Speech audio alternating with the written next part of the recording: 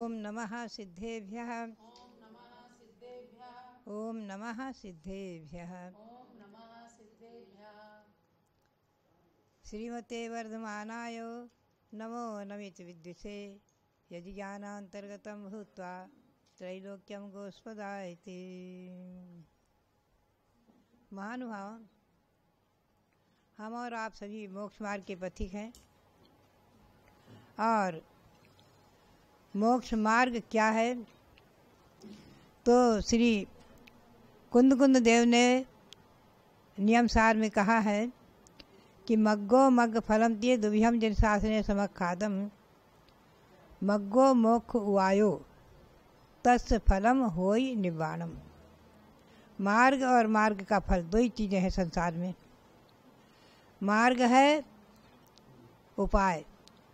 किसका उपाय? मोक्ष की प्राप्ति का उपाय, कर्मों से छूटने का उपाय, संसार के दुखों से छूटने का उपाय।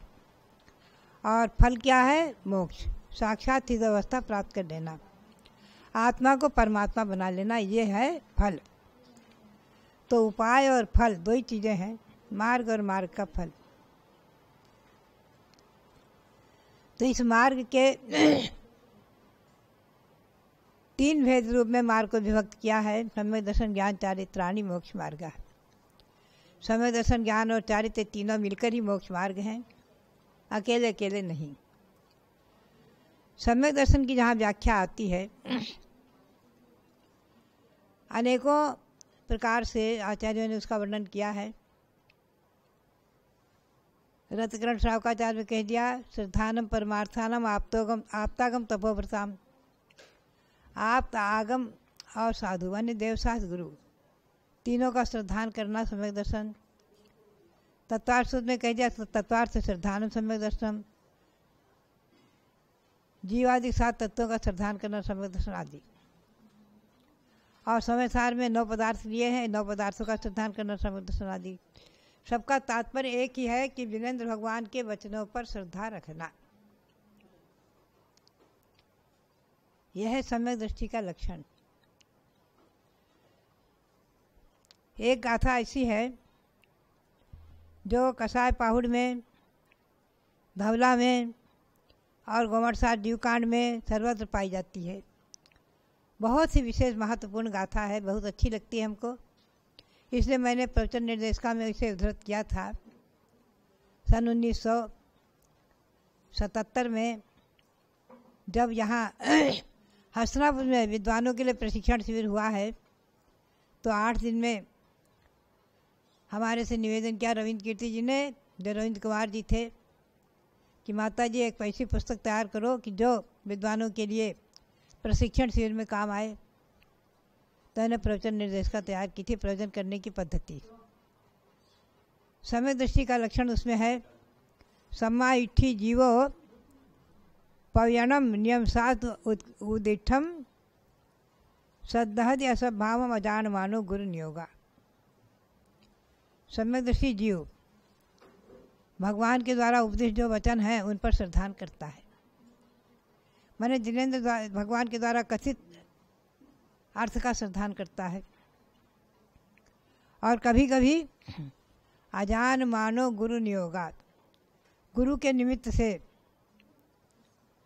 अजान मानो, ऐसे गुरु हैं जिनका कुछ ज्ञान कम है, उनके निमित्त से असत भाव का भी श्रद्धान कर लेता, नहीं गलत का भी श्रद्धान कर लेता है। समझो इस बात को, बहुत महत्वपूर्ण है। माने गुरु के वचन पर उसको श्रद्धा है, और गुरु का ज्ञान कम है या पंथ व्यामोह कोई कारण है, तो असद भाव का भी यानी गलत अर्थ का भी श्रद्धान कर लेता है।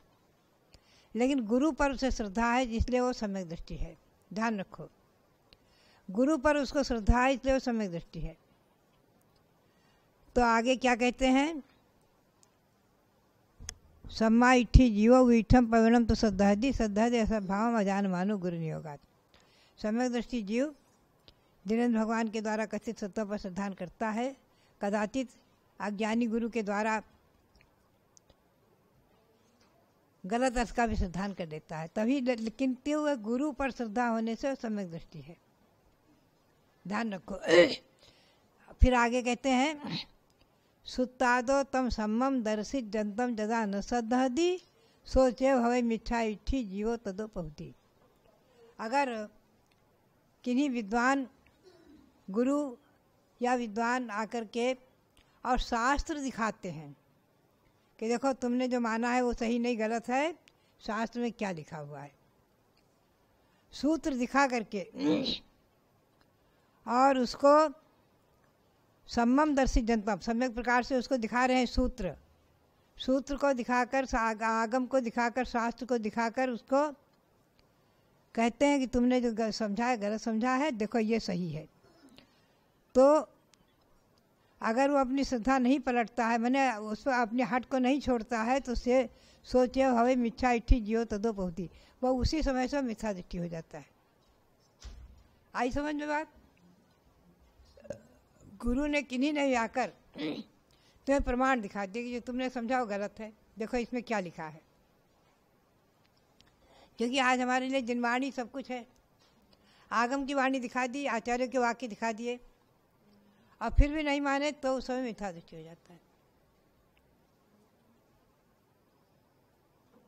ये विशेष महत्व का विषय है। इसके लिए बहुत सारे उदाहरण हैं। होता क्या है, हमारे संघ में एक मुनि थे, उन्होंने स्वयं अपनी घटना सुनाई। उन्होंने कहा कि ईसरी में आचार्य श्री वीर साहजी महाराज का संघ था। पुरानी बात है, सन 1952-53 की जो भी हो। तो बोले हम वहाँ पहुँचे और कलकत्ते के थे वो, फागूलाल जी, और बोले वहाँ हमने देखा महिलाएं अभिषेक कर रही, पंचामृत अभिषेक हो रहा, फल फूल चढ़ रहे हैं। तो बोले हमारे 13 पंथी के संस्कार थे तो हमको अच्छा नहीं लगा। हमने कहा आपके संग में क्या हो रहा है सब, ये तो बहुत ही गलत है, जीव हिंसा, सावध्य। तो आचार्य वीर साहब जी महाराज ने कहा कि जय धवला पुस्तक नंबर 1, जय धवला पुस्तक प्रथम भाग लेकर आओ। बोले हम लेकर पहुँचे। बोले पेज नंबर 100 खोलो। 100 नंबर का पेज खोला। बोले पढ़ो इसको। उसको पढ़ना शुरू किया। उसमें आया है कि जिनेंद्र भगवान सावध्य का उपदेश देते हैं, फल फूल चढ़ाने का, चंदन लेपन का, दूध दही का, तो वो निर्दोष नहीं है। प्रश्न है।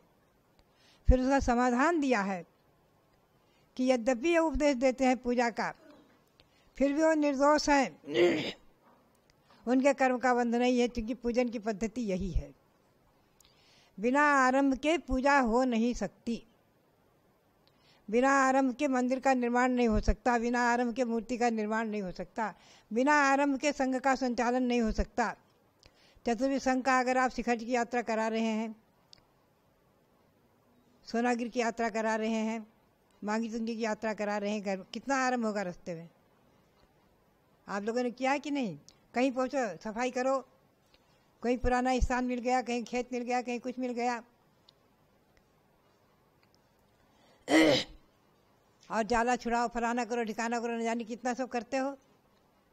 फिर उसकी लिपाई करो, ये करो, वो करो, फिर उसमें सब चौका लगाओ। तो ये सब आरंभ कुल मिला करके आचार्य महाराज ने वो पंक्ति निकाल कर उनको, तो बोले वो स्वयं बोले कि मैं उस जय धवला की उन पंक्तियों को पढ़ कर के 100 पेज से लेकर के 3, 4, 5 पेज तक का, और मैं एकदम, मेरी श्रद्धा बदल गई, और मैं मेरे पूर्व के जो आग्रह थे उनको छोड़ करके एकदम गुरु के प्रति साष्टांग नमन करते हुए उनका शिष्य बन गया, उन्हें समर्पित हो गया। मैंने कहा भगवान, मैं आज से आपको अपना गुरु बना रहा हूँ और आज से आपकी शिष्यत्व स्वीकार करता हूँ। पुनः वो अपनी पत्नी और अपने परिवार को छोड़ करके क्रम से क्षुल्लक बने, मुनि बने, समझे? और हम लोग सब एक साथ रहे हुए संग में। हमारे से भी उन्होंने काफ़ी अध्ययन किया है। पढ़ाई तो हम नहीं कहेंगे, हम तो कहेंगे स्वाध्याय किया, लेकिन उनकी हमेशा जिज्ञासा रही कि माता जी मैं ये पढ़ना चाहता हूँ, मैं ये पढ़ना चाहता हूँ, मैं ये पढ़ना चाहता हूँ। तो बात यही है कि अगर आचार्य ने कोई पंक्ति दिखा दी और आपने अपनी श्रद्धा नहीं बदली, पूर्व दुराग्रह नहीं छोड़ा, तो उसी समय से मिथ्या दृष्टि हो जाते हैं। ये किसने कहा? ये कहा है, पंक्ति है जोमटसार जीवकांड, भगवती आराधना आदि की पंक्तियाँ हैं। सठखंडागम में पंक्तियाँ आई हैं, धवला में, जय धवला में। और आगे एक और है, देखिए इसके आगे एक देखो, बहुत ही महत्वपूर्ण पंक्ति है, उसको आप समझो। पदमक्षरम च एकम्पि जो न रोचेदि सुत्त निर्दिष्टम शेषम रोचंतो विहु मिच्छा इच्छी मुने यवो। ये पंक्ति और महत्व की है, ये श्लोक और महत्व का है। पूरे ग्रंथ को आपने विश्वास कर लिया और उसके एक पद का अथवा एक अक्षर का सिद्धांत आपको नहीं हुआ, आपने कहा ये तो मेरे गले नहीं उतरता, मैं इसे नहीं मानूंगा, तो आचार्य देव ने आपको मिथ्या दृष्टि संज्ञा दे दी। हमने नहीं, आचार्य देव ने। भगवती आराधना में यह गाथा आई है कि सारे ग्रंथ का अर्थ का आपको विश्वास होते हुए, श्रद्धान होते हुए भी अगर एक पद का या एक अक्षर का श्रद्धान आपने नहीं किया, तो पदम अक्षरम च, एक पद अथवा एक अक्षर का श्रद्धान न करने से जो न रोचेदि सूत्र निर्दिष्टम, सूत्र में कथित एक अक्षर अथवा एक पद का श्रद्धान भी अगर तुम्हें नहीं रुचता है, नहीं श्रद्धान होता है, सो चेव शेषम रोचन, तो भी शेष पर तुम श्रद्धान कर रहे हो, फिर भी मिथ्या इच्छी मुने, वो मिथ्या दृष्टि हो गए। आचार्य देव कह रहे हैं। इसलिए हमारा और आपका कर्तव्य हो जाता है कि पूरे जैन आगम पर हम श्रद्धान रखें। शास्त्र में क्या कहा है, हमारे आचार्य ने क्या कहा है, जय धवला में क्या कहा है। आप जय धवला के प्रथम पुस्तक 100 पेज के निकाल कर देखें, पढ़ें, आपको मालूम पड़ जाएगा कि हमारी प्राचीन परंपरा, आर्ष परंपरा क्या है, आचार्यों की आज्ञा क्या है, वाणी क्या है। फल फूल चढ़ाना, चंदन लेपन करना आदि, फुल्लारोहण, सम्मंजन आदि सब शब्द आए हैं। तो कुल मिलाकर के ये बात ध्यान में रखना है कि विष पंथ कभी नहीं कहना न सुनना। कोई कहता हो तो कान ढक लेना, पाप लगता है सुनने में भी, हमेशा ध्यान रखो। यह अमृत है, अमृत, भगवान की वाणी अमृत है। जय धवला महान प्रामाणिक ग्रंथ, पूज्य बाबा स्वामी हमारे महान प्रामाणिक आचार्य, उनके द्वारा रचित पंचामृत से एक पाठ, फल फूल चढ़ाने का विधान, शासन देव देवी को मानने का विधान, उनके लिए अर्घ चढ़ाने की आज्ञा, क्षेत्रपाल को, दिक्पालों को अर्घ चढ़ाया, स्वयं पूज्यपाद स्वामी ने उसके मंत्र लिखे हैं। पूज्यपाद जैसे आचार्य, महान आचार्य, गुणभद्र आचार्य, अभयनंदी आचार्य, सोमदेव आचार्य, बड़े बड़े आचार्यों ने पंचामृत से पुस्तक बनाई हैं, उसमें सब मंत्र लिखे हैं। प्रतिष्ठा तिलक आदि ग्रंथ, प्रतिष्ठा सारोद्धार आदि ग्रंथ, एक नहीं हजारों प्रमाण हमारे सामने हैं। तो भव्यात्माओं, मैं तो यही कहूँगी, आप पंथ भेद में, पंथ व्यामोह में न पढ़ करके आगम के ऊपर श्रद्धालु बने, करें न करें आपकी मर्जी। आपके मंदिर में जो परंपरा है उसमें कोई दखलबाजी करने का हम नहीं उपदेश देते हैं। जो परंपरा है ठीक है, लेकिन जहाँ हो रही है उसका विरोध नहीं करना चाहिए। श्रवण बेलगोल में भगवान बाहुबली का, बड़वानी में भगवान ऋषभदेव का मस्तकाभिषेक, पंचामृत अभिषेक आदि सब हम लोग देखते आए, होता हुआ है, हमेशा होता रहा है, होता रहेगा। ऋषभगिरी पर भगवान ऋषभदेव का अभिषेक वर्षों चला, 1 वर्ष तक लगातार हुआ। महामस्तकाभिषेक भगवान का प्रतिदिन हुआ पंचामृत। भव्यात्माओं, आज भी दक्षिण में आम परंपरा है, मंदिरों में पंचामृत अभिषेक होता है, उत्तर में परंपरा है, अवध प्रांत में परंपरा है, संघों में परंपरा है, आचार्य सिद्धांताचार्य महाराज की परंपरा है। आचार्य श्री महावीर कीर्ति महाराज के संग में परंपरा है। तो ये सब आगम के परिप्रेक्ष्य में कभी इसकी निंदा नहीं करना, न सुनना। आप स्वयं करें या न करें, किसी के लिए मेरा आग्रह नहीं है, लेकिन मेरा कहना यही है कि आगम के परिप्रेक्ष्य में जो कार्य हो रहे हैं उन पर कभी टीका टिप्पणी न करना, न सुनना। हमेशा आप ध्यान रखें और अपनी श्रद्धा को दृढ़ बनाएं, सम्यक दर्शन को दृढ़ बनाएं। इस पंचम काल में हम और आप सम्यक दर्शन के प्रभाव से अपने को दुर्गति से बचा करके और नियम से देव पर्याय को प्राप्त करके आगे कालांतर में मनुष्य पर्याय प्राप्त करके मोक्ष को प्राप्त करेंगे। हमारा और आपका सम्यक दर्शन दृढ़ रहे, अंत समय तक दृढ़ रहे। सम्मत वर्णम, समाहि वर्णम, पंडी वर्णम, वीरी वर्णम, श्री गौतम स्वामी की भाषा में, उनके शब्दों में, सुगे गमनम समाहि वर्णम, जिनगुण संपत्ति हो मध्यम। हे भगवान, मेरा सम्यक पूर्वक मरण हो, समाधि पूर्वक शरीर छूटे, सम्यक तो नहीं छूटे, दुखों का क्षय हो, कर्मों का क्षय हो, बोधि का लाभ हो और सुगति में गमन और जिनेंद्र भगवान की गुणों की संपत्ति मुझे प्राप्त हो जाए। इसी भावना को भाते रहें। इसी भावना के साथ आप सबके लिए बहुत बहुत मंगल आशीर्वाद, बहुत बहुत मंगल आशीर्वाद।